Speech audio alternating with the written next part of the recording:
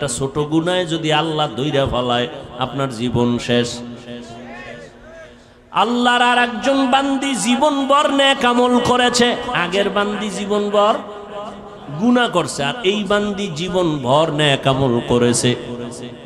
মরণের আগে সামান্য একটা অপরাধ করলো, আল্লাহর ভিন্ন একটা মাখলুক একটা বিড়ালকে ঘরের মধ্যে বাইন্ধা খাঁচায় আটকায়া দিছে, নিজেও খানা দেয় না, বিড়ালটা বাইরে গিয়ে খাবে সেই সুযোগও মহিলাটি দেয় নাই।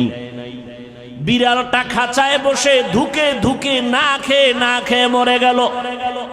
মদিনার নবী বলেন, ও সাহাবায়ে কেরাম, মহিলার জীবনের এত নেক আমল এই সামান্য একটু অন্যায়ের কারণে আল্লাহ সব আমল বরবাদ করে মহিলাকে জাহান্নামী বানায় দিছে। একটা বিড়ালকে কষ্ট দিলে যদি এই অবস্থা হয়, ও মানুষ, তুমি মানুষ হইয়া মানুষকে কিভাবে কষ্ট দাও? মানুষের ইজ্জত নিয়ে কেমনে তুমি সিনিমিনি করো?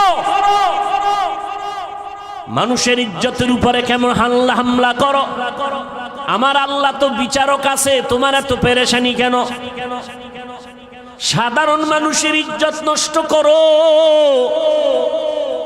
সেখানেও কিছুটা চিন্তা করার সুযোগ আছে, কিন্তু আলেমের ইজ্জত নিয়ে যদি টানাটানি করো, তোমার উপায় কি হবে রে বাবা?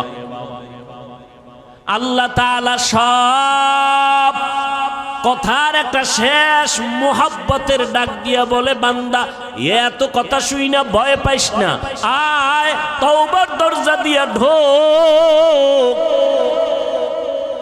70 বছর পর্যন্ত যদি গুনাহ করো, তওবার মতো যদি একটু তওবা করে চোখের পানি ছেড়ে দাও, আমি তোর 70 বছরের গুনাহ একটা সেকেন্ডে মাফ করে তোরে পবিত্র বানায় দিব। ও যুবক, ও পর্দার রানের আম্মা জানেরা, কয়দিন আর বাহাদুরি করবেন?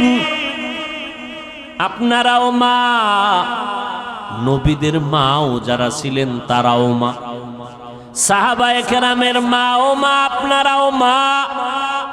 খাদিজা রাদিয়াল্লাহু আনহা নবীর স্ত্রীও মা, আপনারাও মা। আয়েশা রাদিয়াল্লাহু আনহা নবীর স্ত্রী, আমাদের মা, আপনারাও মা।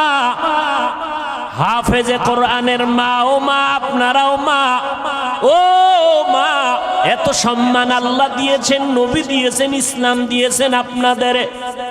আল্লাহর কসম, দুনিয়া